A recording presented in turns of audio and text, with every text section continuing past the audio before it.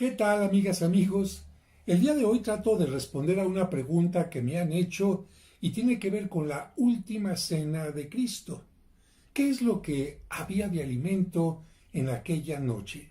Bueno, precisamente para hablar del tema voy a ocupar la lectura que nos ofrece el Jueves Santo, que nos habla de cómo tendría que ser la cena de Pascua.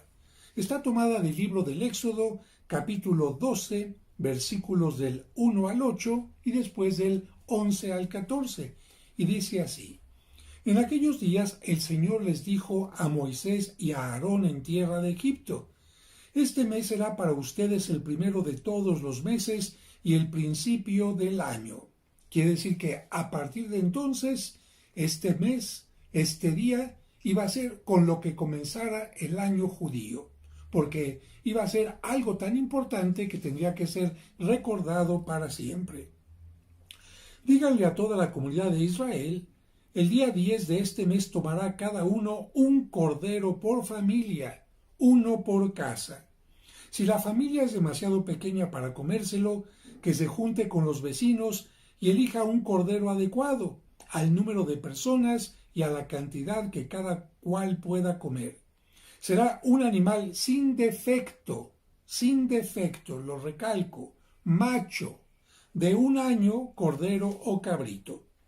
Lo guardarán hasta el día 14 del mes, cuando toda la comunidad de los hijos de Israel lo inmolará, lo sacrificará al atardecer, cordero sin mancha, sacrificado al atardecer. Tomarán la sangre y rociarán las 2 jambas y el dintel de la puerta de la casa donde vayan a comer el cordero. Esa noche comerán la carne asada a fuego, comerán panes sin levadura, pan ácimo, y hierbas amargas. Comerán así, con la cintura ceñida, las sandalias en los pies, un bastón en la mano y a toda prisa, porque, es decir, es la Pascua, el paso del Señor. Yo pasaré esa noche por la tierra de Egipto y heriré a todos los primogénitos del país de Egipto, desde los hombres hasta los ganados. Castigaré a todos los dioses de Egipto, yo el Señor. La sangre les servirá de señal en todas las casas donde habitan ustedes. Cuando yo vea la sangre, pasaré de largo y no habrá entre ustedes plaga exterminadora cuando hiera yo la tierra de Egipto. Ese día será para ustedes un memorial y lo celebrarán como fiesta en honor del Señor. De generación en generación celebrarán esta festividad como institución perpetua. Muy bien. Hecha esta lectura, vamos entonces a ubicarla. Ustedes recordarán, amigos, que el pueblo de Israel estaba preso, de alguna manera, esclavo en Egipto, y aunque Dios le pidió al faraón a través de Moisés que lo dejara salir, el faraón cerró el corazón. Por lo que Dios envió una plaga, otra plaga, y el faraón seguía con el corazón totalmente cerrado. Entonces Dios pensó castigarlo en algo que le doliera mucho. En aquel tiempo, el hijo que más quería cualquier padre de familia era el hijo primogénito varón, el primer hijo de la familia siendo varón. Y Dios le dice a Moisés que aquella noche hará que pase el ángel exterminador y acabe con todos los primogénitos, hijos varones, machos, no solamente humanos, sino también de los animales. De tal manera que Moisés se preocupa y dice, bueno, pero también en casa de los judíos tenemos un hijo primogénito, el varón, ¿y qué es lo que va a pasar? Y Dios le dice, vas a hacer esto, vas a comerte un cordero asado. El cordero, al sacrificarlo, va a tomar el lugar del hijo primogénito. En lugar de que me sacrifiques a tu hijo primogénito, sacrifícame un cordero, pero tiene que ser sin mancha, totalmente puro, sin defecto, y tiene que ser macho. Lo vas a sacrificar al atardecer. ¿Qué vas a hacer con este cordero? Lo vas a desangrar, Los judíos no pueden consumir ningún animal que no se haya desangrado totalmente. ¿Y qué vas a hacer con la sangre? Vas a marcar las partes de la puerta de tu casa para que cuando llegue el momento, el ángel exterminador, cuando vea la sangre, será una señal de que en esa casa no habrá muerte, sino habrá más bien alegría. ¿Cómo te vas a comer este cordero asado? No hervido, no frito, asado. Un cordero asado, y te lo vas a comer también con pan ácimo. ¿Por qué pan ácimo? Especialmente las señoras que hacen pasteles, que hacen tortillas, saben que la levadura es muy importante. Y en aquel tiempo, para que una masa pudiera fermentar, se tardaba bastantes horas para que la levadura actuara. Actualmente basta un poquito de Royal y con esto la levadura empieza a actuar, pero en aquel tiempo no. Si significa que te vas a comer un pan sin levadura, es que lo tienes que hacer ahorita de carrera y comértelo de carrera. ¿Por qué? Porque en la noche pasa el ángel exterminador y esta noche Dios te va a permitir, porque el faraón así lo va a hacer, que salgas y encuentres la libertad. Es decir, hay que comerse deprisa, deprisa. Esto hay que comer el pan ácimo y hay que comérselo con hierbas amargas. ¿Para qué las hierbas amargas? Para que te recuerden que eras esclavo en Egipto y que Dios te está dando la libertad. ¿Cómo te lo vas a comer? Con la cintura ceñida, no sentadito. Con la cintura ceñida, ¿por qué? Porque vas ya de salida, con el bastón en la mano. Es decir, una cena de pie y estando ya listo, porque esta noche, cuando empiecen a morir los primogénitos, entre ellos el hijo del faraón te va a poder decir, sálganse ya. Y así fue. Precisamente a esta cena se le llamó Pascua, que significa salto o paso, porque pasó Dios por entre el pueblo de Egipto, ocasionando la muerte de los primogénitos. Todos recordamos que Egipto vio con tristeza estas muertes y que el pueblo salió, que pudo cruzar el mar y llegar finalmente al inicio del desierto, donde cruzándolo llegarían después a la tierra prometida. Tenemos ya entonces un mandato. Esta cena la vas a tener que celebrar en memorial perpetuamente. De tal manera que los judíos cada año comenzaban el inicio del año celebrando la Pascua con una cena especial al atardecer, bueno, después del atardecer porque el cordero se tenía que sacrificar hacia las 3 de la tarde, y que tenían en el menú cordero que tenían que comer asado, hierbas amargas, pan ácimo y vino generalmente mezclado con agua. El padre Armando Colín, que ahora ya es obispo, pero cuando era solamente sacerdote, hizo un ritual de la celebración para la cena pascual hebrea, es decir, para que la gente conozca, ahora ya es obispo de Puerto Escondido, para que la gente conozca cómo celebran los judíos actualmente la Pascua. Y los judíos, al celebrar esta Pascua, están rememorando lo que se hacía desde tiempo de Moisés. Es cierto, han tenido que haber algunos cambios, porque cuando el pueblo estaba en el desierto, ciertamente no podía tener quizás todos los elementos que se mencionaron en la lectura que acabamos de escuchar. Y cuando llegaron ya a la tierra prometida, seguramente la cena se enriqueció con otros elementos para hacerla más festiva, pero es una cena ritual. No es una cena común y corriente, sino es una cena que recuerda la liberación del pueblo judío de Egipto. Las partes importantes de la celebración pascual. Primero, a la Pascua en la cultura judía se le llama Pesaj y está basada en dos temas que son el Haggadah, que es la narración del Éxodo, como recuerdo de las principales intervenciones de Dios en su historia. Cada vez que los judíos celebran la Pascua, tienen que leer muchos textos del Éxodo que nos recuerdan su liberación, para recordar que Dios los liberó y que no se les olvide que Dios es el que ha liberado y liberará siempre a su pueblo. Por eso la cena que tuvo Cristo tuvo que haber sido una cena larga, porque los textos que se leen son bastante largos.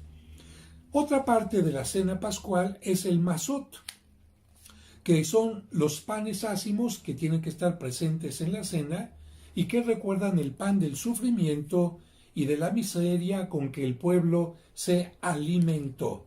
Pan ácimo, pan sin levadura, no es pan de fiesta, sino un pan que recuerda el sufrimiento.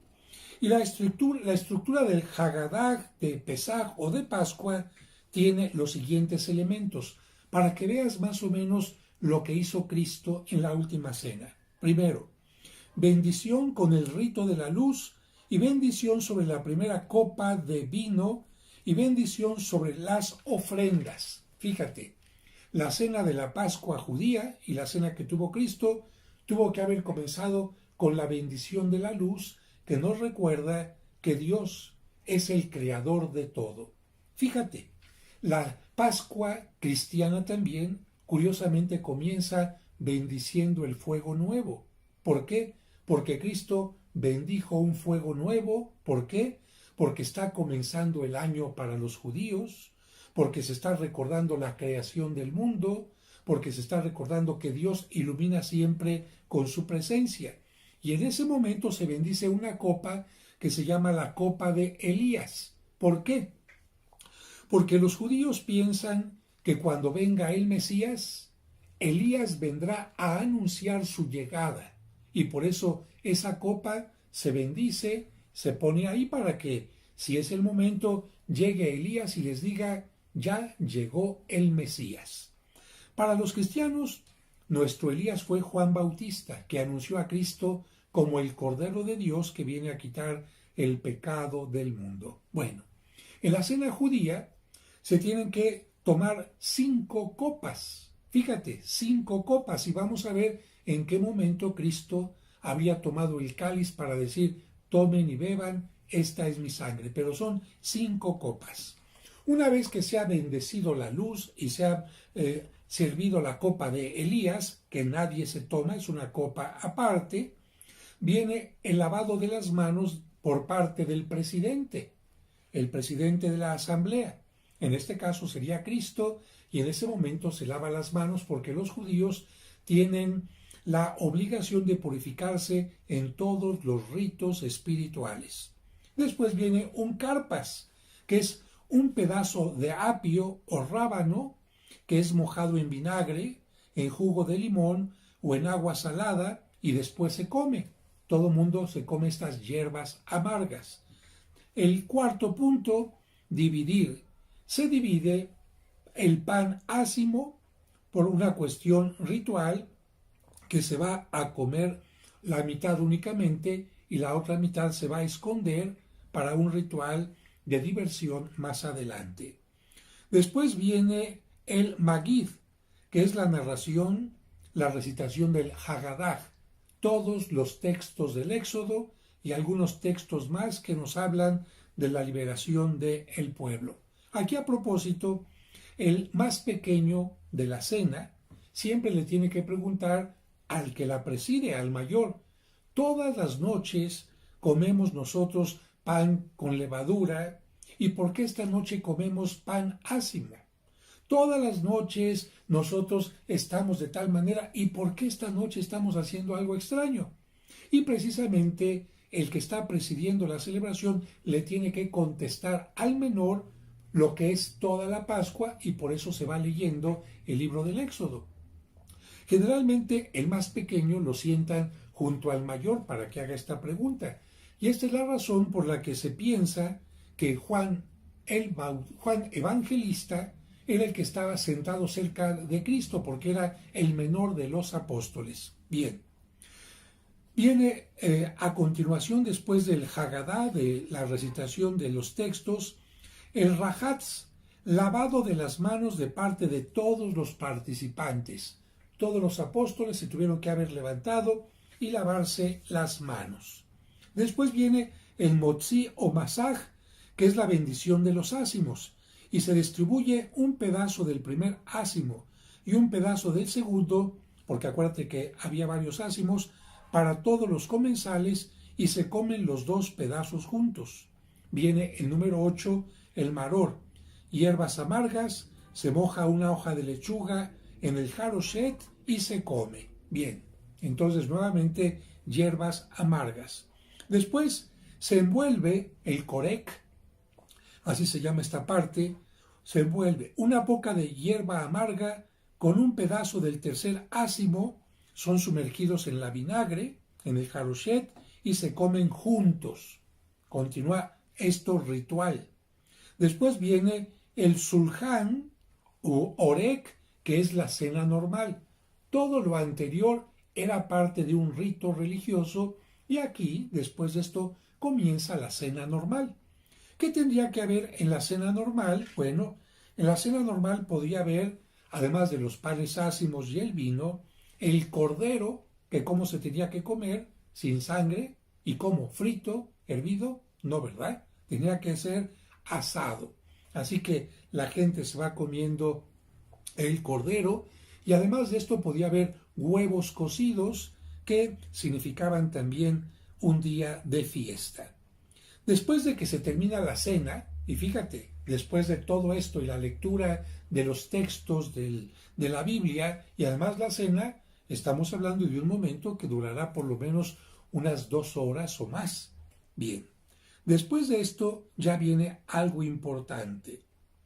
El zafún, una parte de los ázimos que se habían escondido, sirven para que los niñitos se levanten y busquen dónde está el pan escondido. Esto sirve para que se les quite un poco del sueño porque ha estado larga la cena y al que lo encuentra se le da un obsequio en particular. Mientras ha estado la cena, se pueden estar entonando también algunos cantos para alegrar la cena. Pero viene el zafún, que acabo de explicar ahorita, el escondido y que se come en este momento. Y algo muy importante, la Sagrada Escritura, el Evangelio nos dice, acabada la cena, Jesús tomó el pan. Fíjate, esto que te estoy explicando te ayuda a entender en qué momento de la cena Cristo tomó el pan y el vino y los consagra. Bien, viene después del escondido el barek, que es la bendición por la comida que se ha realizado y por la tercera copa de vino. Así que en este momento Cristo da gracias por la cena y bendice la cena que se ha realizado y se sirve una tercera copa de vino. En este momento se abre la puerta porque todo ha sido a puerta cerrada. Se abre la puerta. ¿Qué significa? Que en este momento es cuando Judas podrá salir.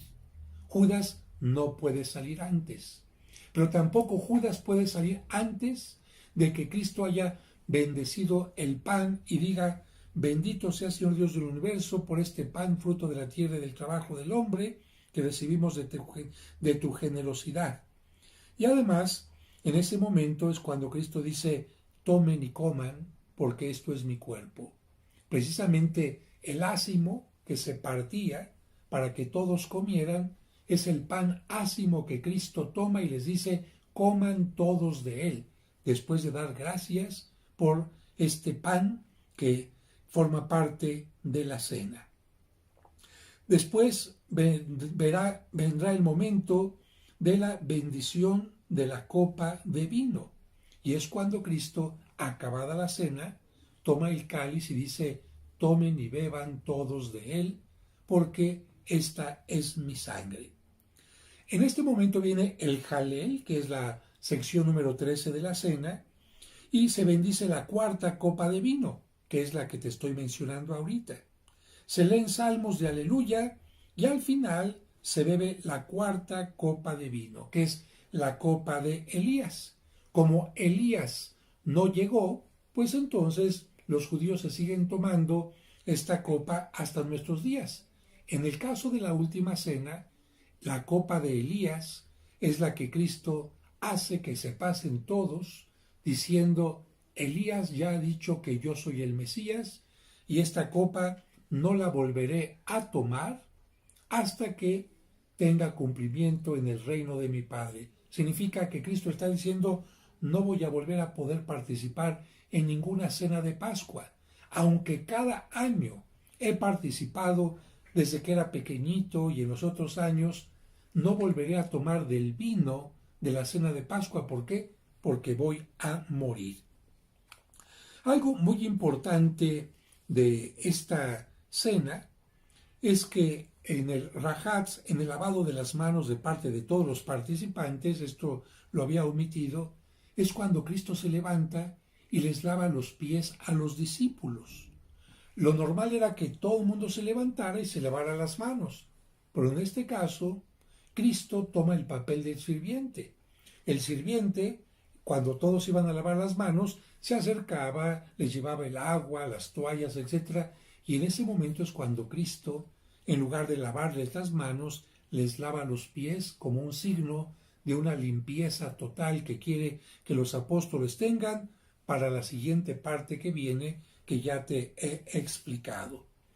De tal manera que nosotros podemos entender que Cristo lleva a cabo una cena ritual llamada Hagadá, que siguen realizando los judíos hasta nuestro tiempo, y que a los apóstoles hubo algo que les llamó la atención. La cena de Pascua tenía que ser el viernes. Los judíos tenían que ir a sacrificar al cordero aproximadamente entre las 12 del mediodía a las 3 de la tarde, para que a partir de entonces se desangrara el cordero y después de que estuviera desangrado lo pudieran asar, y antes de que se ocultara el sol el viernes, ellos tenían que ya comenzar el Shabbat, la cena, sin ningún problema. De tal manera que cuando los apóstoles les dice Cristo, vamos a celebrar la Hagadá, vamos a celebrar la Pascua de alguna manera el jueves, les extraña porque ¿cómo van a celebrar la Pascua si no hay un cordero? ¿Cómo van a celebrar la Pascua si no han ido a sacrificar al cordero, si no lo han desangrado? ¿Cómo le van a hacer? Sin embargo, se reúnen en aquella cena, y en aquella cena seguramente habrá estado hierbas amargas, pan ácimo, huevo y algunos elementos más que pudieron cenar, pero faltaba el cordero.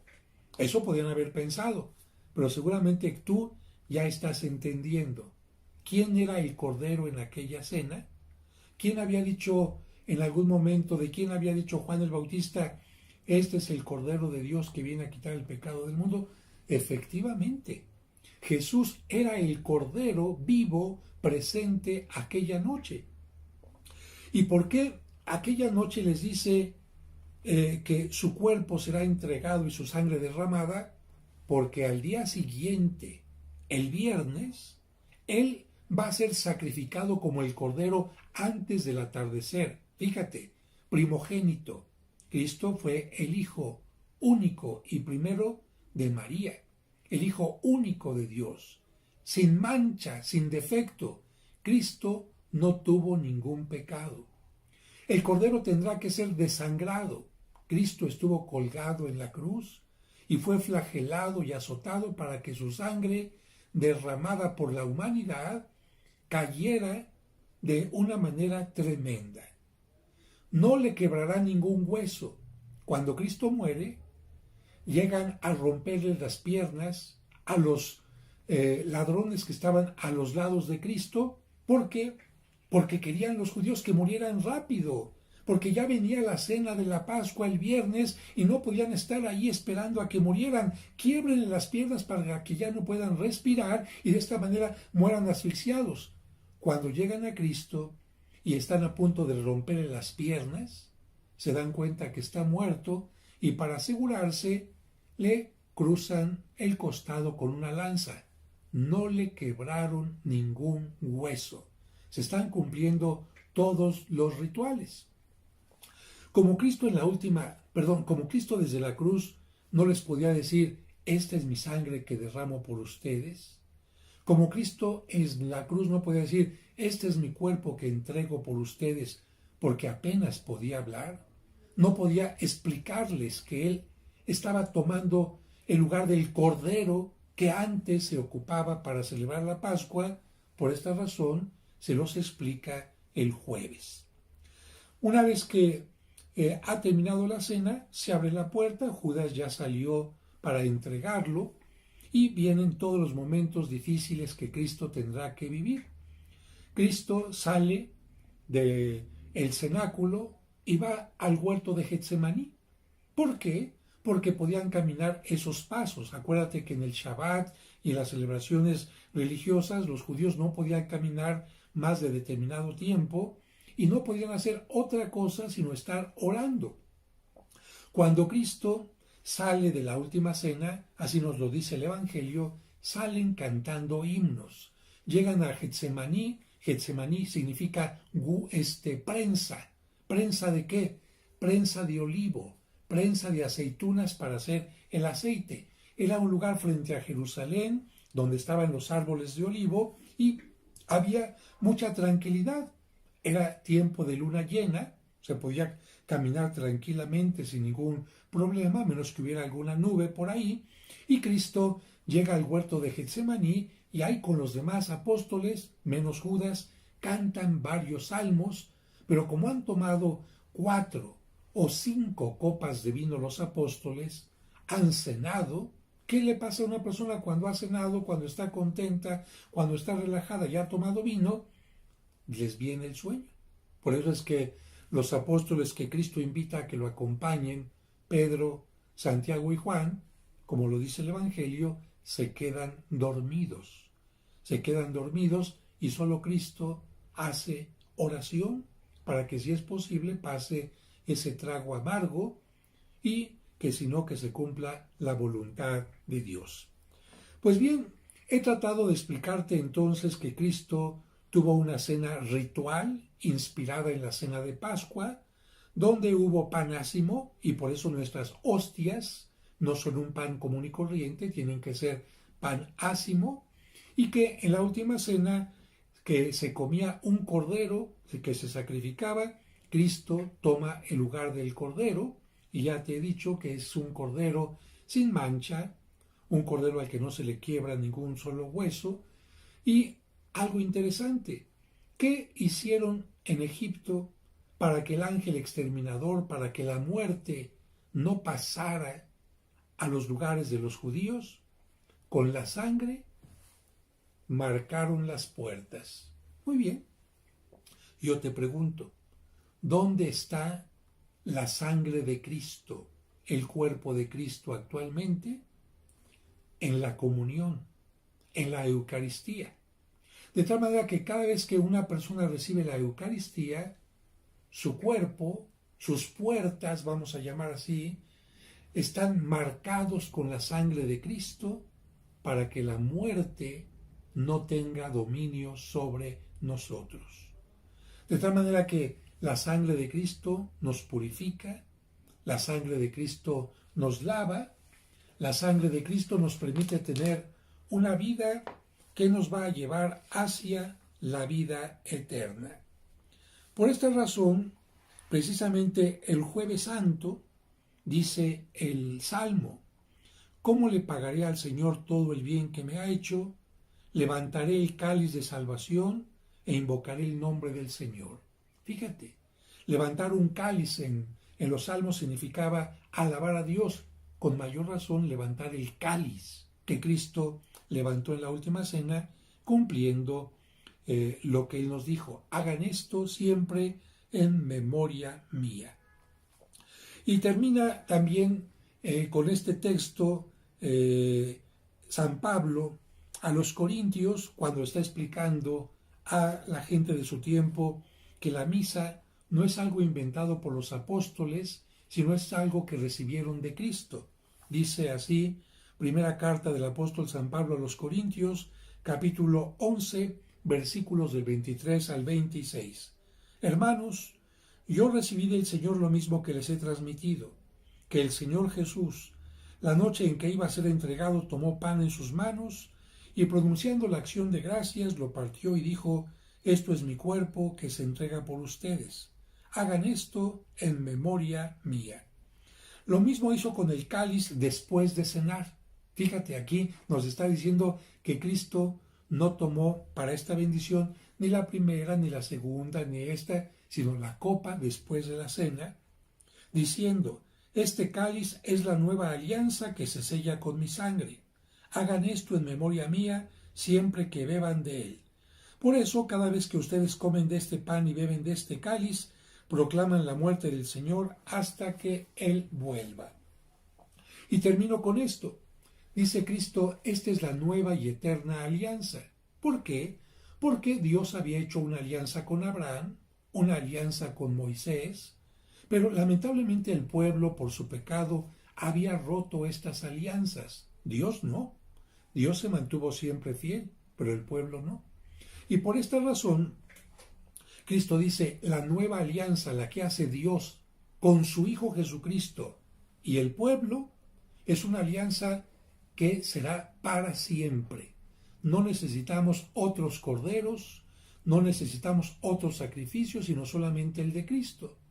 ¿Y por qué celebramos la misa constantemente? Alguien diría: pues entonces celebramos una misa nada más y ya. No, ¿sabes por qué? Porque Dios se mantiene siempre fiel y el sacrificio de Cristo es siempre eficaz, pero nosotros constantemente, quizás de una semana a otra, de un día a otro, quizás rompemos la alianza con Dios. Y por eso, al celebrar la misa constantemente, estamos actualizando el sacrificio de Cristo para que siga actuando en nosotros y nosotros podamos tener la vida eterna. Bueno, es un asunto complicado, no es fácil explicar esto, pero he tratado de hacerlo de la manera más sencilla.